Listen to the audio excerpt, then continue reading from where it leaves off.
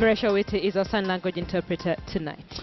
Welcome to the program. We begin in Baringo, where the county commissioner has now instructed law enforcers to shoot and kill any suspected cattle rustler and any person in possession of illegal firearms. As KTN's associate editor Noah Otieno now reports, the radical order is so far the toughest approach announced as frustration grows over the increasing cattle raids that has left homes burnt to ashes and many dead in the region.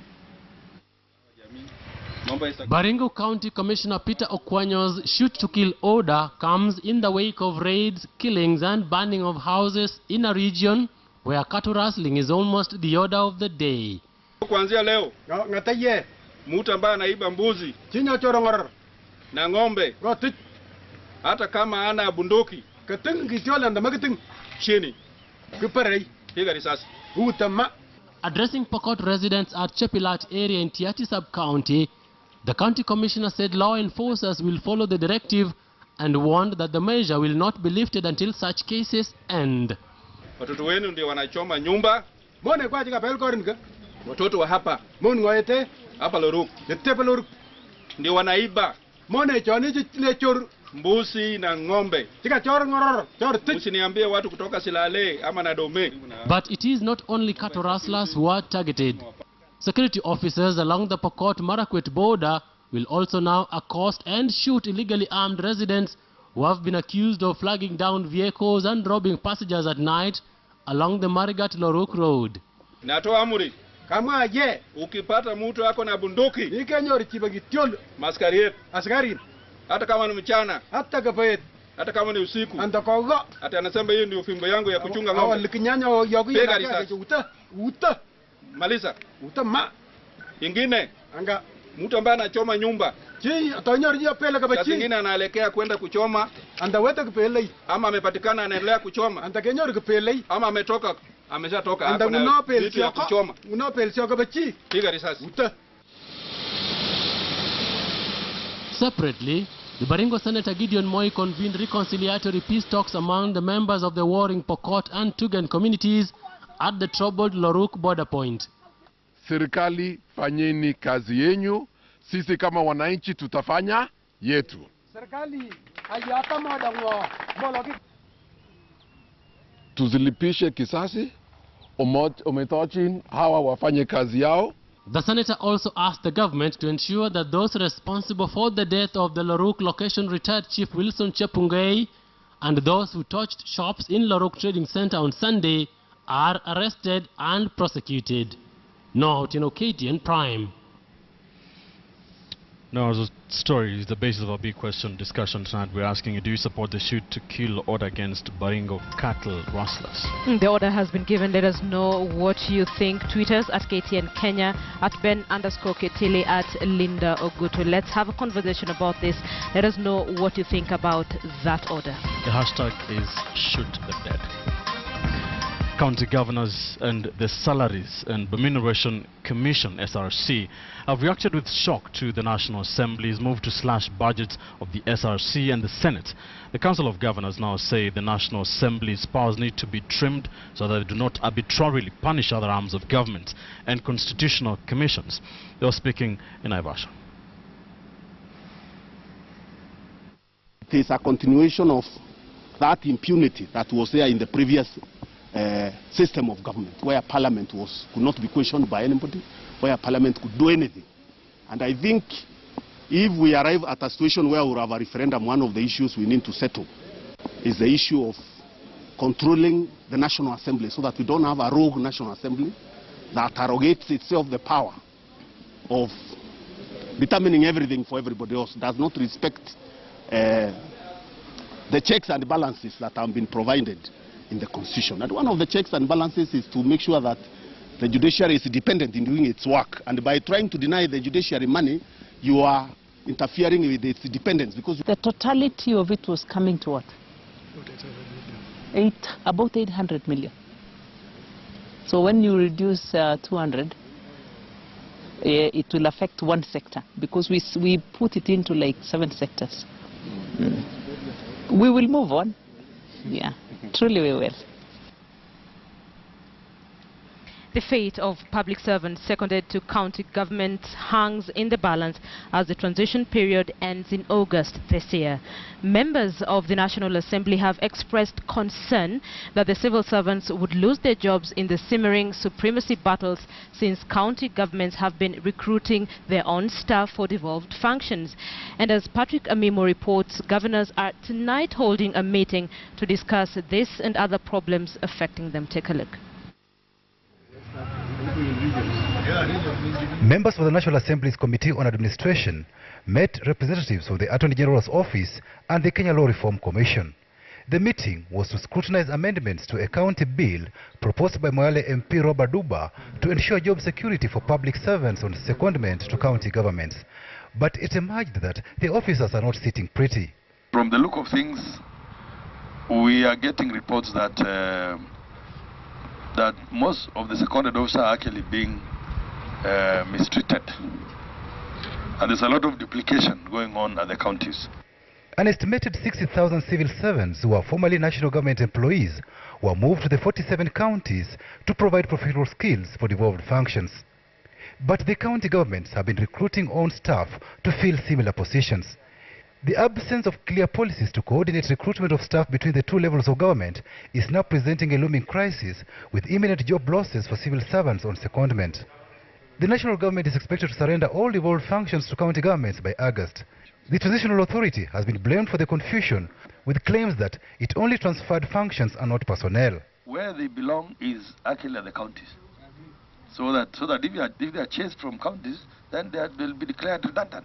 People and permanent employment before they were seconded to the counties. We must come with a law because we need to protect those people. They did not request to go to the counties, they were posted there. The problem in this devolution is actually a creation of transition authority. This is the main problem. We catered for the transfer of functions, but it's not clear in legislation. I think there was just an assumption that once we transfer and devolve functions, then automatically the staff will go. How can we control the numbers of staffing? Yet recognizing that counties do have the power to employ. Check here is the TA and the Public Service Commission. They are there to facilitate this process.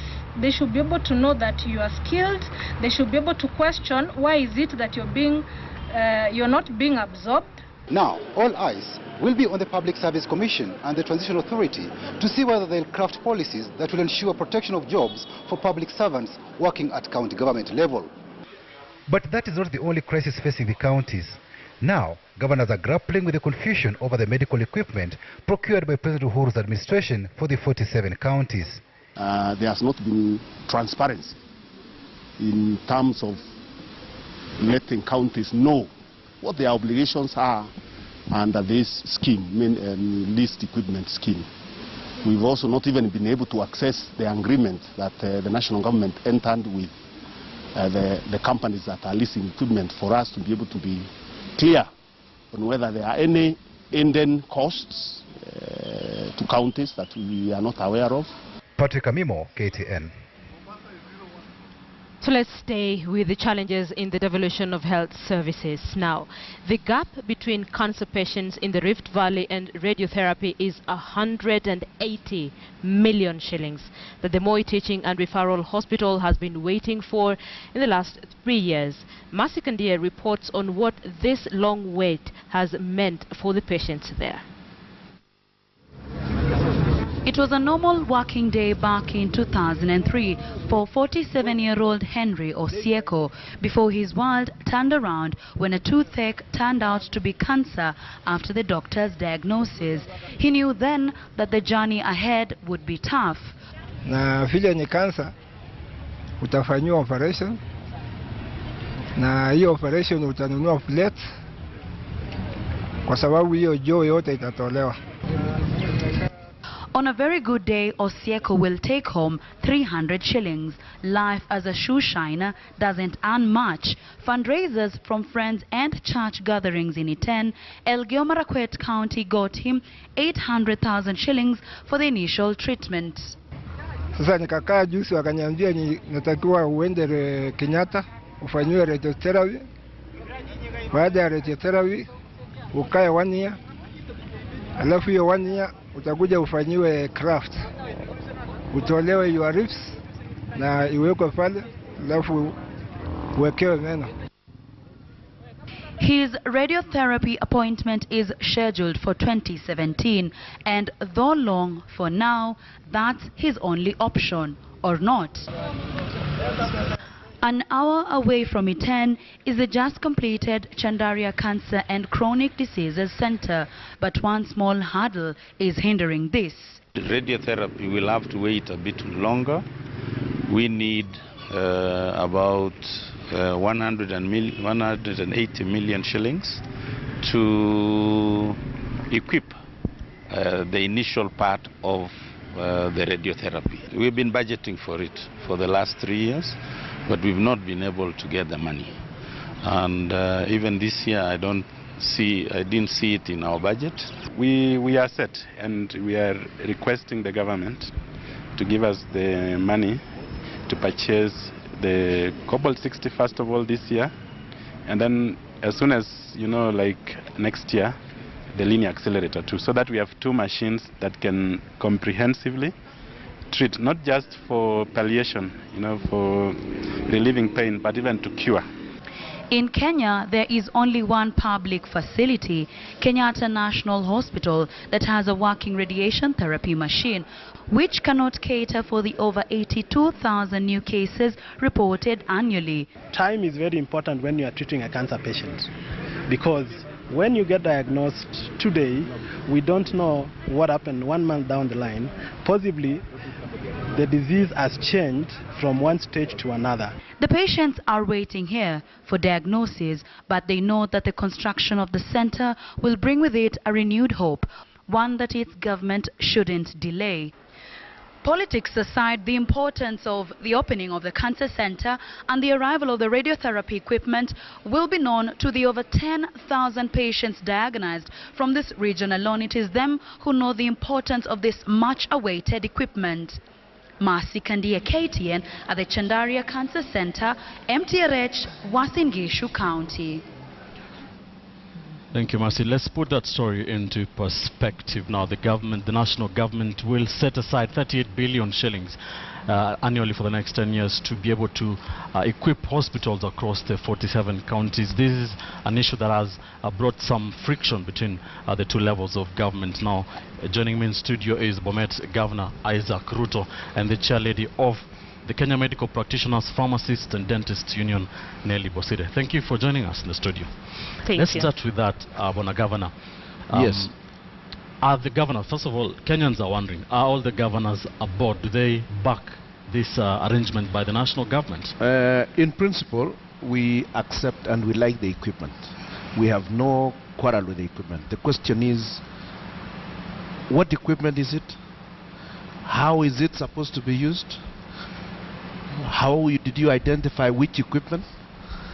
And also the financing of the equipment and the costing and where it will be placed, and our capacity then to utilize them.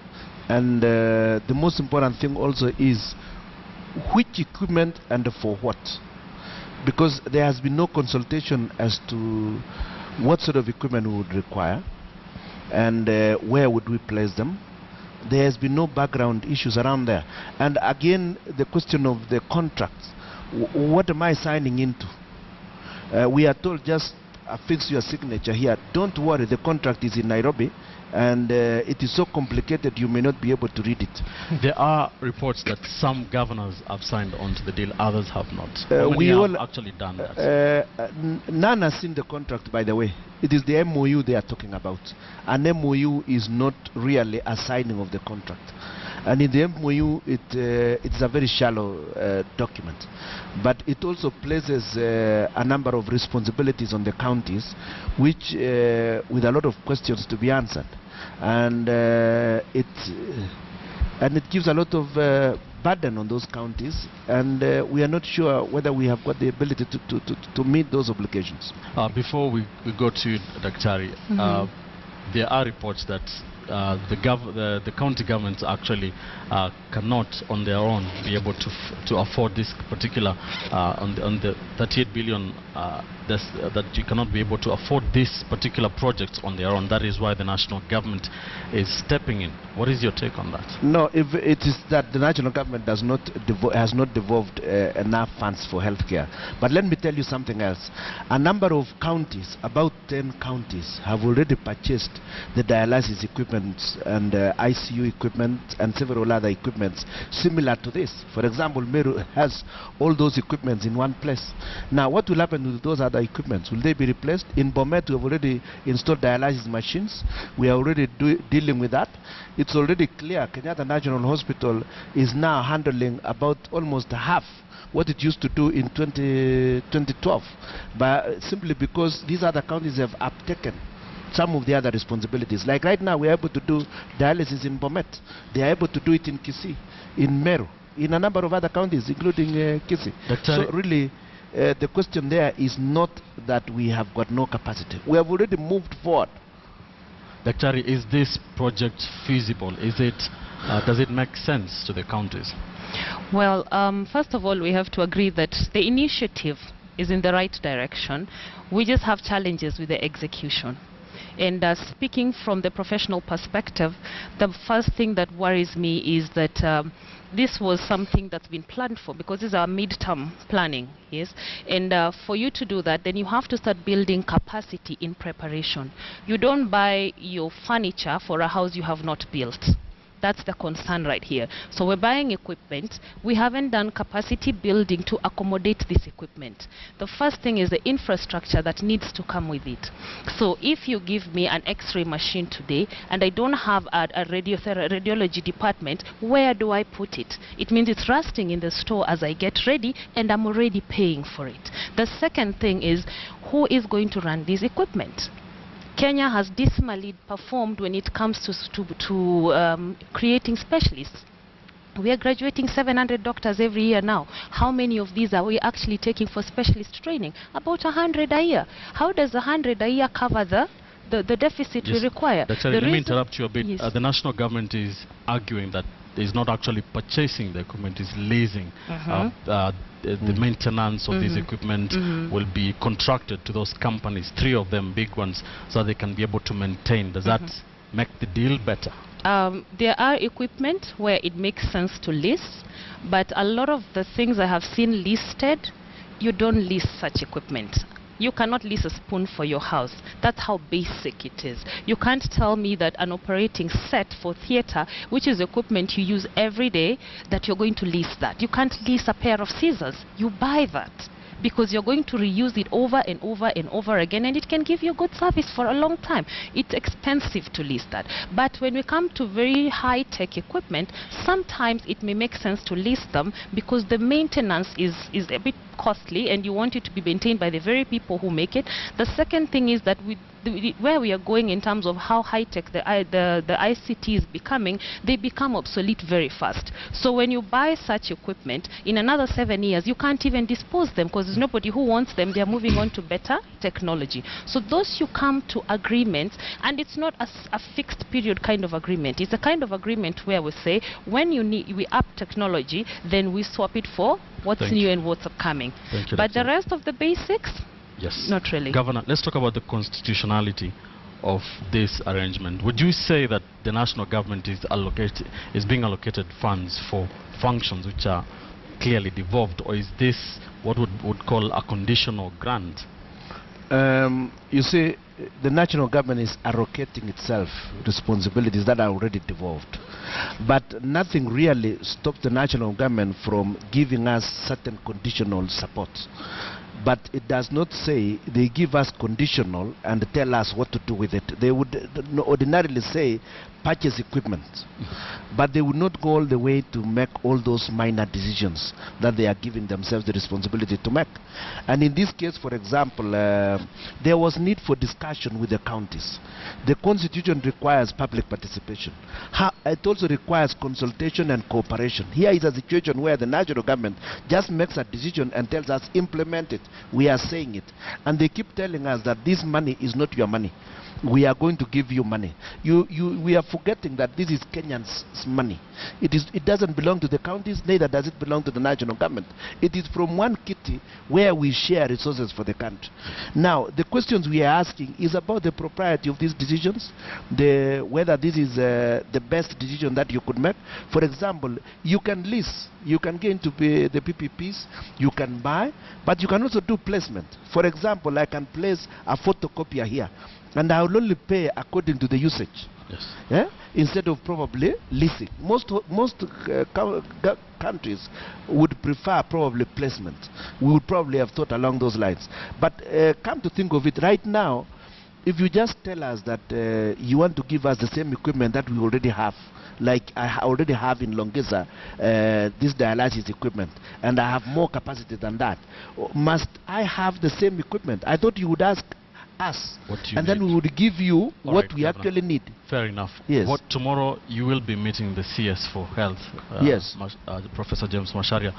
What do you now? What is the way forward? What will you be able to The most ask important thing first is, can he place the contract on the table? You know, he's telling us, just sign here on an MOU. When we ask him where is the contract, he says it is in Nairobi, it is very bulky, you can't see it. They are making a lot of noise and they have never shown us the contract. How would I, at this age, ask you to sign something you've not seen? And it says you will be paying 95 million every year, and they tell us, never mind, we will give you the 95 million to give away. But it also says in that contract that you will indemnify both the national government or Ministry of Health and the owner of the equipment for any of several other issues that they have listed yes, in the MOU. How will I get all that?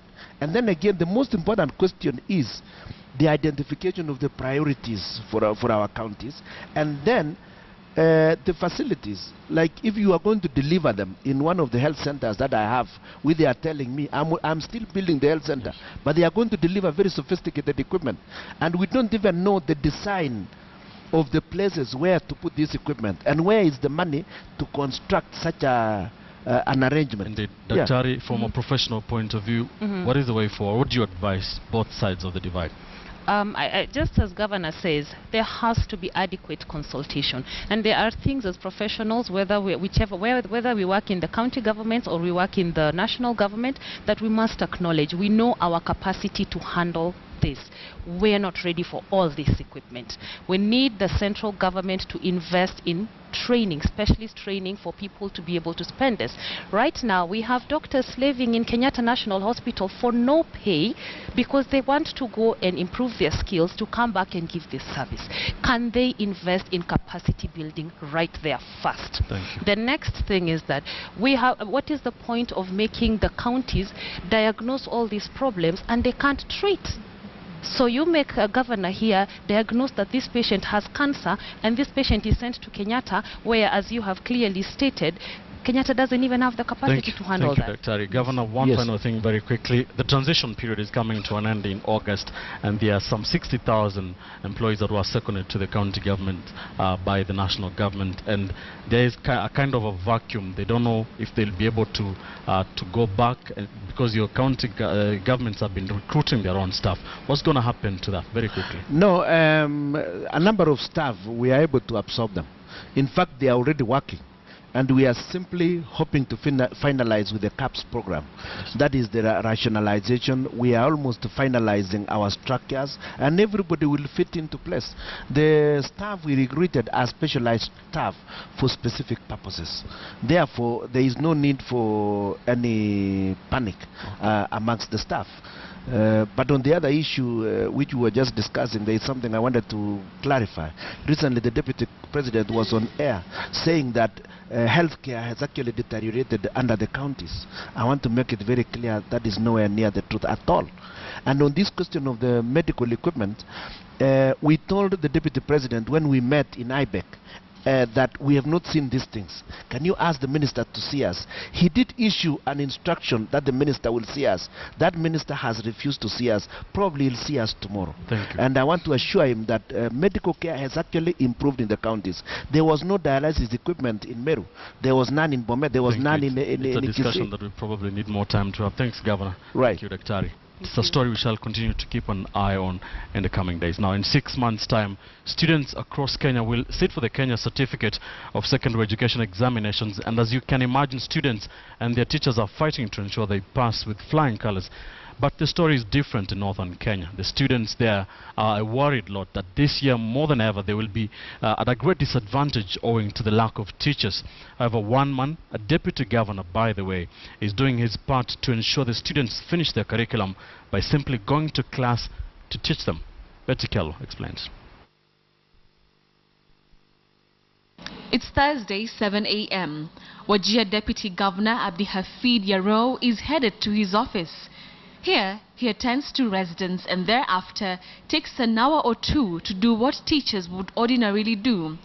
He goes through the Form 4 Business Studies textbook to familiarize the day's lesson at Wajir High School. A few minutes past 10 a.m., he's in class. He is not a teacher by profession, but he says the hunger that students in Wajir have for education that they cannot have for now troubles him, leaving him with no option but to teach. It is better for the national government to develop education so that the local leadership will come with whatever it takes to ensure that these students can compete with the other students from the other countries. Otherwise, at the moment, it is very unfortunate, it is very unfair for these students, it is very unfair, and the national government, the CS education should do something about it. Indeed, he did a marvelous job which made every student to be happy. He is not the only untrained teacher who has decided to take on the job. Other former students have taken it upon themselves to ensure that the dreams of their students are not far-fetched. The students remain hopeful that in the weeks to come, teachers who did not go back to Northeastern following constant security threats will go back. They say they are hungry for an education that had for a long time been alien to them. Betty Kialo, KTN. Desperate measures there to ensure that the students in northeastern Kenya continue to receive their education. Let's remind you of a big question tonight on KTN Prime. We are asking, do you support the shoot-to-kill order against Baringo cattle rustlers? Wanjiku Mugane tweets, hearing a professional criminal is wasting time, shoot them dead. Michael Nginye says, yes, seems like the only way to stop the rustlers is the bullet. It's inhuman, but what to do? Keep the SMSs and the tweets coming. We shall be sampling them later on in the bulletin. For now, we take a quick break. When we come back, Daring Abroad. Stay with us. Thank you for staying with KTN Prime. We now cross over to Abuja City in Nigeria, where our special correspondent Alex Tamwada pitched tent to file a special dispatch in the continuing Daring Abroad series. Tonight, the focus is on a Nigerian whose dream is to invest in Kenya and the stereotypes Nigerians have about Kenyans. Take a look.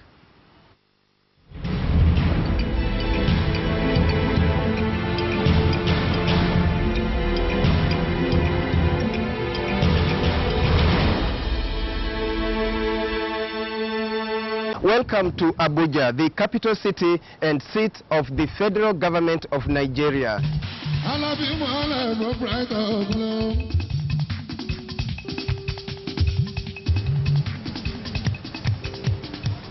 In this episode of Daring Abroad, we feature a Nigerian who's lived in Nairobi, actually in Umoja Estate, and is planning to return in order to venture into car hire business. But first, a feel of the city. Abuja is a hassle-free, relaxed and planned city. It is sparsely populated as compared to Lagos, which is the commercial capital of the country. The population of Lagos alone is a half that of Kenya. In Abuja, you will be interested to learn that some streets have Kenyan names. This is Embu Street. There is Eldoret. All literally having a share of the glamour of streets named after prominent personalities like Olusegun Obasanjo. In the markets, this may be familiar to you.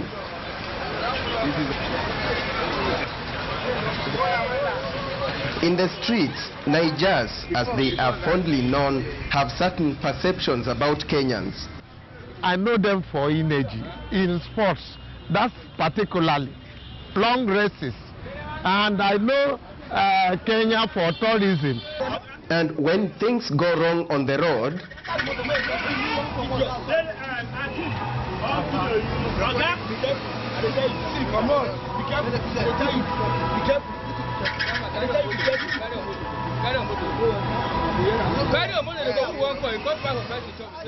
we now hear from Oladiran Olayinka, a 32-year-old Nigerian who says he's just an ordinary Niger who has invested in car hire business. He wants to extend the same to Kenya, to dare in Kenya, so to speak. And I discovered that he understands Nairobi life very well. These are his reflections. Personally, me, I like Kenya just like my brother, because I've been in Nairobi before. I was in Umoja. Umoja? Yeah, I was in Umoja, and I met a lot of Kenya people. At times when I wake up, they will greet me, sawa sawa. From there, I will tell them abariako.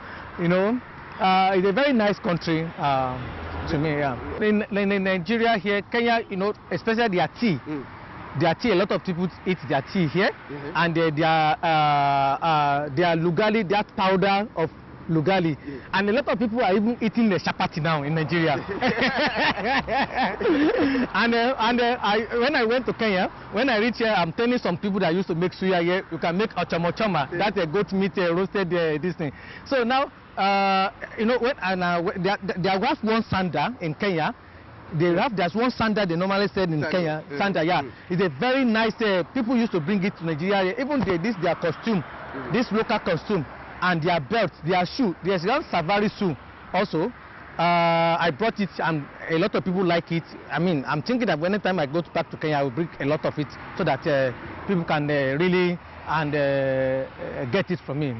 Many Kenyans have this perception about Nigerians, that they use shortcuts, they love big things, they are proud, they are mischievous, not easy to deal with in terms of business. Let me tell you something about Nigeria. We are not lazy. We are very, very hard work and smart. Smart. We are very smart. We are not dubious. We believe it's our handwork. But people outside there, they always talk about Nigeria, they are dubious, they are bad, they can dupe you. They call something in Nigeria 419. That is dubious, that they will 419 you. We had to take a break as we were rushing for another appointment.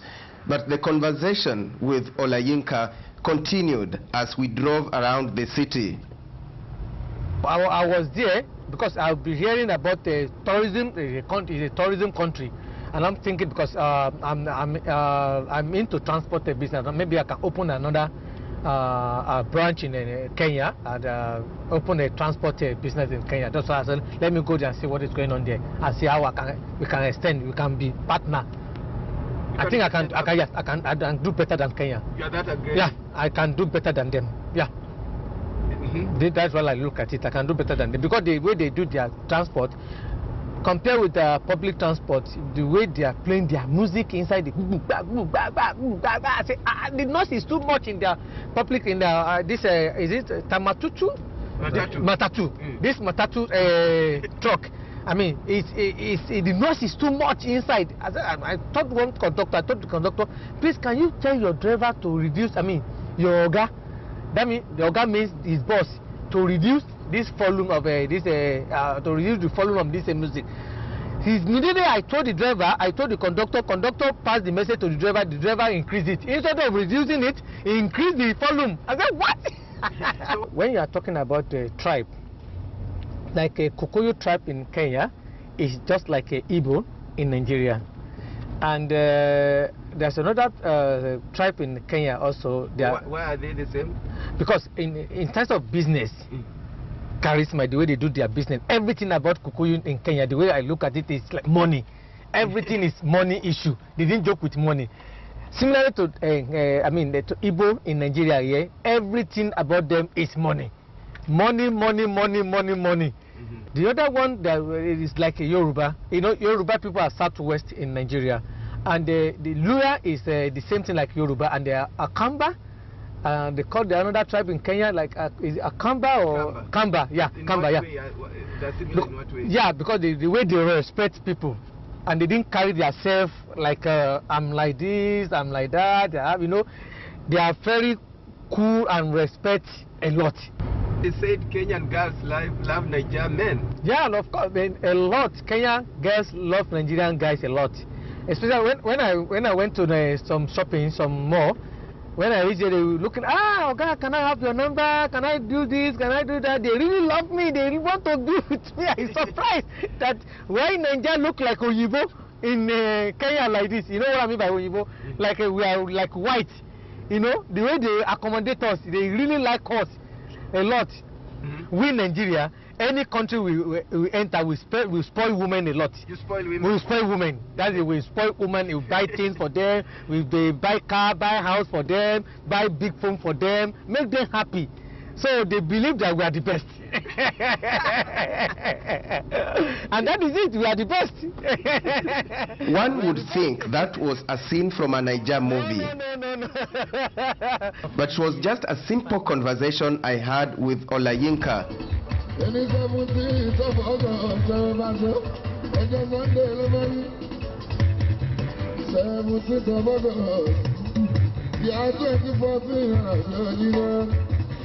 And in a separate interview, this was the advice of Kenya's High Commissioner in Nigeria.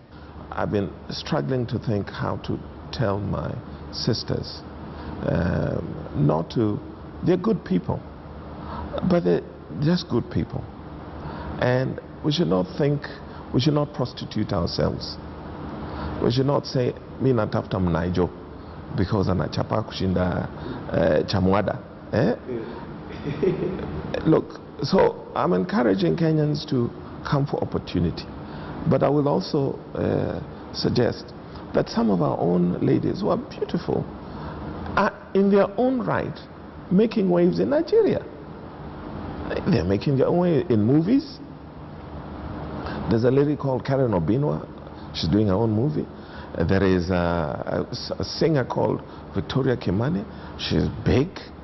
They're Kenyans, they're women. It doesn't mean that if you're beautiful, it doesn't mean you can't seek opportunities. But what we're saying, because even men can prostitute themselves in different ways, I'm saying that let us be proud Kenyans. That's just a taste of sights and sounds from Nigeria. In future episodes, we'll have more from the High Commissioner, Kenyan professionals here, the business community, the do's and don'ts when you come here, and very interesting, the story of a Kenyan Catholic priest by the name Emmanuel Sikuku Likoko, who heads a parish in one of the largest slums in Lagos, and he is helping fight poverty in this side of the world. And that's daring abroad. NTV God habari njema.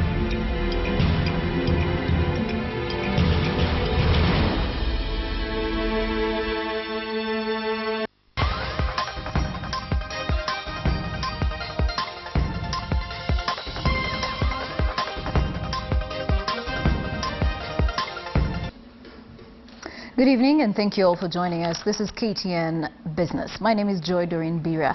The growth of financial services sector across East Africa is now the major catalyst for increased investment by private equity funds, accounting for 14% of all private equity deals between 2007 and 2014. A private equity investment survey conducted by KPMG shows the growth in banking has been the major drive towards improved interest to invest in financial services. And as KTN's Charles Kitonga reports, other sectors that continue to tap into private equity funds include agriculture, first-moving consumer goods, ICT and healthcare. The East African economy has been a beehive of investment activity over the last 7 years. According to the KPMG report, an estimated $2 billion was raised by private equity funds for investment in the region during that period. With most of the East African economies leaping towards more growth, sectors such as financial services, manufacturing, agriculture, ICT, fast-moving consumer goods and healthcare continue to be capital-thirsty, and PE funds have channeled over $800 million to them between 2007 and last year. 800 million has been deployed across about 80 deals in East Africa, and East Africa for us includes Ethiopia as well. We've seen financial services sector, the FMCG sector, ICT, healthcare taking the lion's share. The financial services sector, according to KPMG, recorded outstanding activity driven by the rising mid-income levels. Apart from scooping 14% of the deals, the industry also recorded the highest number of exits at 43%, with most funds investing for a period of 4 to 7 years. In Kenya, private equity activity in the sector was marked by remarkable deals, such as the sale of 12% stake in Equity Bank by investment firm Helios to Norway's Nofin Invest. Last year also saw Leapfrog Investments pay 1.7 billion shillings to buy a stake in Resolution Insurance after the exit of another PE fund, the African Development Corporation. Financial services sector, and especially the banking sector, boasts scale and maturity. And scale and maturity automatically just attracts a lot of capital, and that's what we are seeing in the financial services industry. Whereas the financial sector, among a few others, continue to attract more attention from private funds, KPMG foresees more deals in retail, education, transport and logistics, and manufacturing, among others, where activity has been previously limited. Charles Gitonga, KTN Business. Thanks, Charles. Now, Kenya has launched a new campaign targeting affluent retirees from the developed world as part of efforts to revive the struggling tourism industry. The move aims to attract more tourists to help in recovering the struggling tourism industry with the lure of a cheaper cost of living to spend their sunset years. The Ministry of Tourism is using Italy as the litmus test with the allure of Malindi and Watamu used to rope in more long-term tourists. Malindi is already known as a small Milano in Kenya due to the large number of Italians in the area. The marketing of Malindi is already underway in Milan, Italy at the ongoing Expo Milano 2015. KTN's Phil Keitani with more. With spiraling costs compelling more and more Europeans and North Americans to retire overseas, retiring abroad has become a new wave of sorts.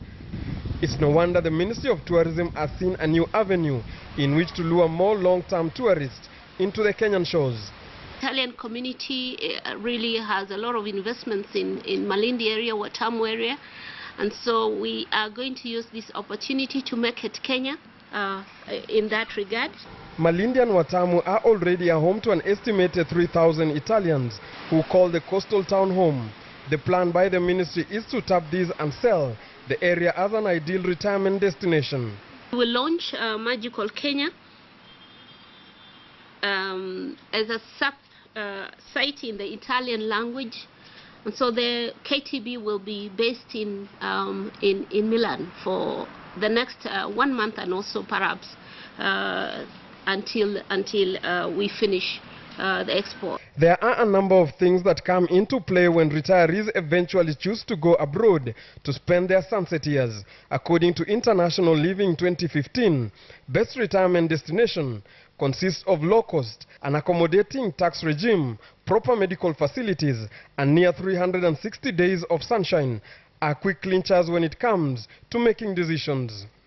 Top on this year's list was Ecuador, favored for its low cost of living, perfect climate, the beautiful and diverse landscape, and the favorable retiree benefits. It followed by Panama, Mexico, Malaysia, Costa Rica, which round off the 5 top destinations. According to the CS, Malindi and Watamu is an easy sell, with a model likely to be replicated on other parts of the coastal city to attract tourists. We will also use the opportunity to lobby for the resumption of charters to and from that part of the world, Europe, especially to the coast. The government is using the Milan Expo to showcase its wares and hopefully attract a more long-term tourist. The CS, however, acknowledged that the slump in the tourism industry following the cancellation of charter flights by some airlines, coupled with the terrorism attacks, have seriously affected tourism numbers. But the government is set to hold a series of meetings with airline stakeholders in Italy to lobby for the resumption of the charter flights. Philip Keitan, KTN Business. Thanks, Phil, for that story. And Mining Cabinet Secretary Najib Balala is renewing calls for investors in the sector to observe the new mining regulations while securing licenses to ensure transparency and accountability.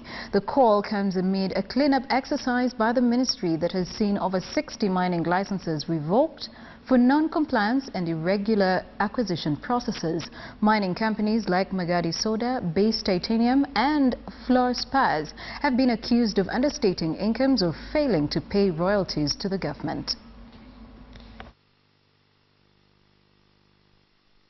And now let's take a look at how the Kenyan shilling did perform against other currencies and also a look at the stock market. My name is Joy Doreen Bira. Thank you for watching and good night.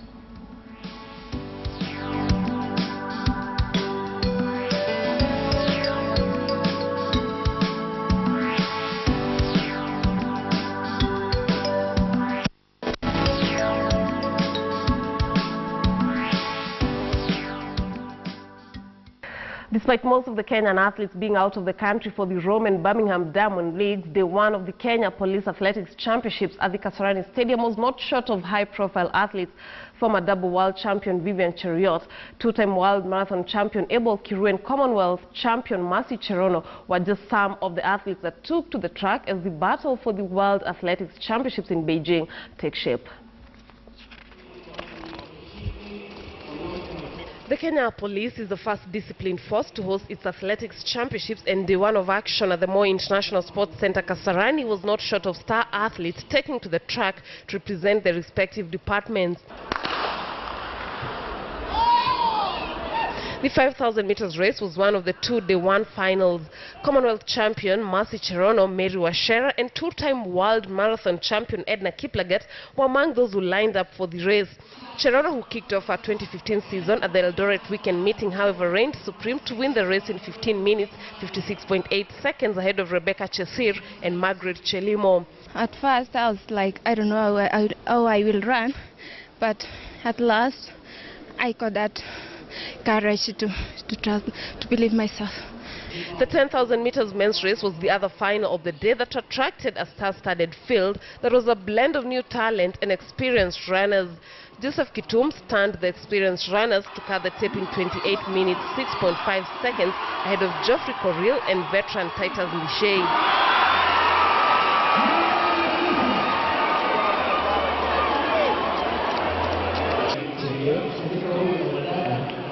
After finishing third in the 5,000 meters race at the Eugene Diamond League, former double world champion Vivian Cheruiyot stepped down to the 1,500 meters race where she won her heat. Cheruiyot is working on her speed ahead of the World Athletics Championships trials. The main thing is to make the team for the World Championship in trials, so that is why I was doing 1,500 meters for my speed work. The Police Championships continue tomorrow to Saturday.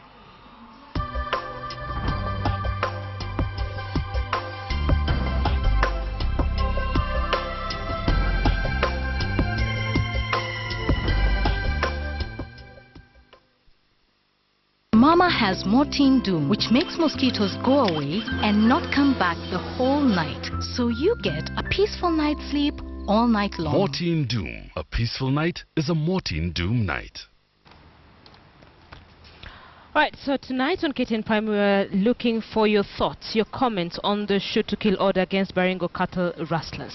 Yes, we were asking you, do you support the shoot to kill order? A lot of SMSs and tweets have come through on this discussion, and Nyamai on Twitter says, let's not forget they are more equipped and highly trained than our police. Anthony Karanja asks, what if you find out that they shot the wrong person? You can't unkill them. And Stephen Juma says, no, the rustlers will have no mercy on our police officers once they corner them. At Makodingo says those cattle rustlers are mostly boys who are just sent by tycoons, politicians to fetch cattle for urban markets and paid peanuts. Innocent Salo says, no, suspects are not necessarily criminals unless they are verified to be. Right, those are your comments on our big question tonight. We thank you for participating, for being part of it, and indeed for watching KTN Prime. Sleep well. I'm Linda Ogutu. Thank you for your company all through this week. I'm Ben Kitili. Good night from the KTN News Center. Remember, Jeff Konange Live begins shortly.